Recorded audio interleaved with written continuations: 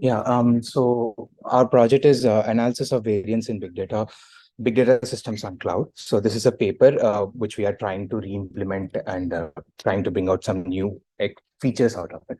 So why we have selected this project is because, as we know, more of the big data operations like warehousing and all the big data analysis are moving on cloud because of many factors, including pay as you go and on demand instances, which will also includes the fact that many companies reduce their infrastructure cost and also the infrastructure setup costs. So that's why people are moving into cloud. So even the big data operations are also moving into the cloud. So when we say big data operations are moving into the cloud, variability plays a very key role. So so now the variability sorry so the as we say, the variability plays a key role. So this will directly impact some big data technologies like Spark, which internally uses communication between the nodes. So that is one reason we are trying to focus on this measurement study. And also many papers disregard the fact of variability in networks on cloud, and which causes a serious threat to the conclusions which they have drawn. And yeah, this causes performance issues. Like this performance issues is also caused, and yeah, variability also causes performance issues with the network, and impacts the results of many papers. So okay, so when I talk about Spark and how it really impacts the Spark, is like you can see the transformations in Spark, which are very key part of the core, which are related to the Spark core. And you can see that there are two types of transformations, like narrow and wide transformations. For narrow transformations, there is no communication between the nodes. That's why it is easier to perform. And then whenever I talk about wide transformations, then there is a communication between the nodes, and then they try to cluster the same keys in one node. So there's a lot of internode communications. So so if there is a variability in the cloud in communication between the nodes, then this causes an issue. So whenever I talk about variability, there are two factors which we are trying to consider to measure in our project. As one is the bandwidth, and next is the latency. So our goals is to try to replicate the same measurement which is done in GCP cloud. So the paper, if I talk about the paper, so this is the paper which we are trying to focus on. Yeah, is big data performance reproducible in modern cloud? So whenever I talk about the paper, I'm referring to this one. And yeah, the paper mostly dealt with AWS, GCP, and HCP cloud platforms, and it did not do its measurement study on Azure cloud platform, which is one of the very popular cloud providing service. And yeah, we'll be trying to do our experiment study on the cloud, on Azure cloud. So whenever I talk about Azure cloud, it gives me different scenarios. One is different nodes across different regions and in the same regions. How do they communicate? And is there a bandwidth variability and latency variability in it? And when I talk about another scenario is VNets. So if you are in the same region, and Azure provides a VNet concept, which is nothing but a virtual network. So if two nodes are in the virtual network, they have a abstraction. There is an abstraction provided by Azure which allows the nodes to communicate directly with themselves. So we're going to cover these scenarios and try to do the performance measurement. Yeah. So for the measurement setup, we are trying to replicate the same experiments on both Azure and GCP. So we're doing the GCP part so that we make sure that our results are consistent with what the paper has already done. So on Azure, we'll be using F-series F-series machines, which are highly CPU optimized for Spark HD side Spark operations, big data Spark operations. And on GCP, we are using similar N1 standard 4 series of machines. So for measuring for the measurement study, we are using two tools, HyperF and TShark. HyperF is being used for doing bandwidth and retransmission measurement, and TShark is being used for latency measurement. So this is one image from the base paper regarding GCP measurement. If you see the blue dots, those are the variance in network performance, and the experiment was being conducted on three different scenarios. Full speed, which means that there is no wait time between communication between two nodes, and 10/30 means that there's like 10-second wait time for every 30 seconds of runtime. 5-30 means there's 5-second wait time for every 30 seconds of runtime. And we are trying to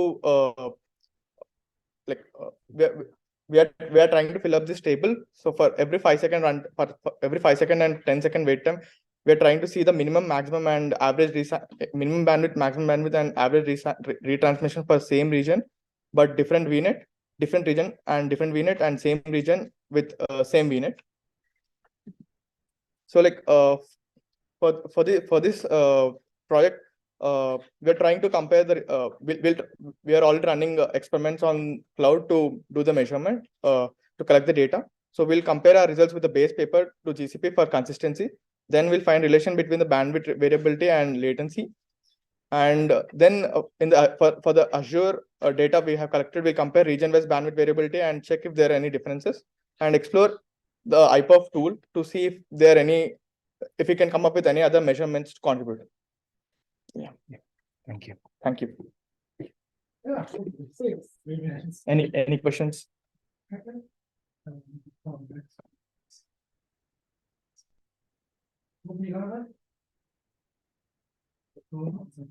Okay, so yeah, any questions?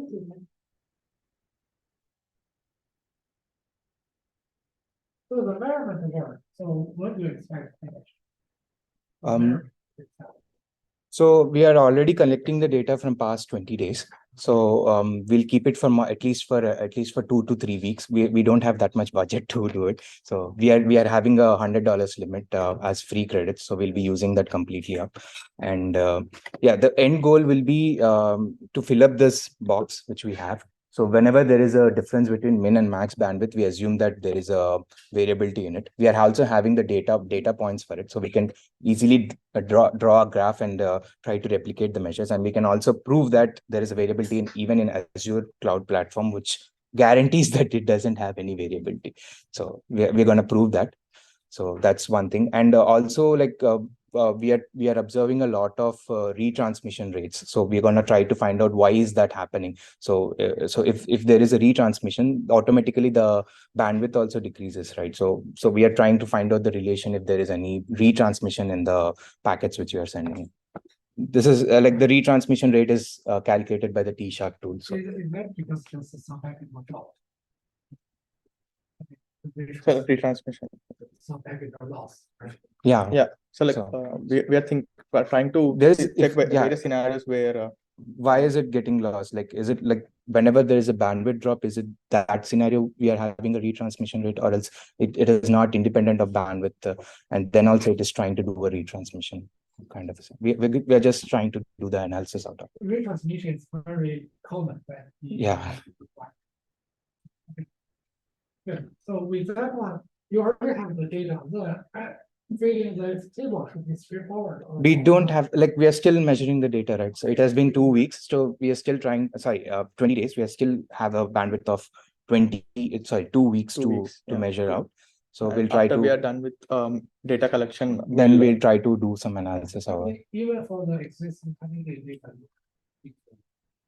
I mean, it's still running. So we thought of not disturbing it. And so like earlier, when we are trying to like tinkle with the experiment, the experiment is getting stopped, and so we thought, why not? Like, so yeah, it's still there, but due to the long duration of the experiment, there might be higher variance in bandwidth. So that's what the paper said. This is the reason I asked this, because 20 days versus you get additional 2 days. On the duration, there is no big difference. Okay. Statistically, right? But you mentioned that you have some budget constraint, also the time constraint, right? Yeah. So I would suggest you try to analyze the data you create. Okay. Of course, with more data, you can better result. Okay. But the worry is that if your current data don't work, you want to fix any problem. Yeah. Sooner than later. Okay. Yeah. We'll do that. Yeah, don't wait until that's Yeah. But this is great. Thank you.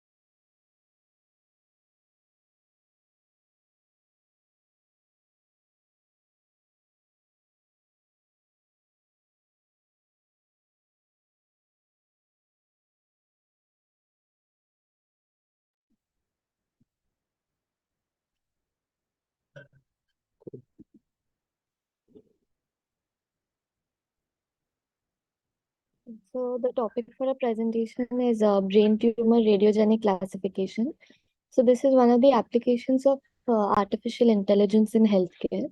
So artificial intelligence has like nowadays it's being used extensively in the healthcare industry for the detection and treatment of various diseases, so that they are detected in their early stages and appropriate actions can be taken.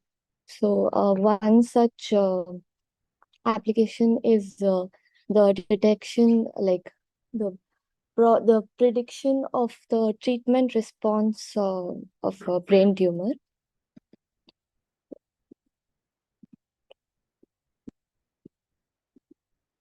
Okay.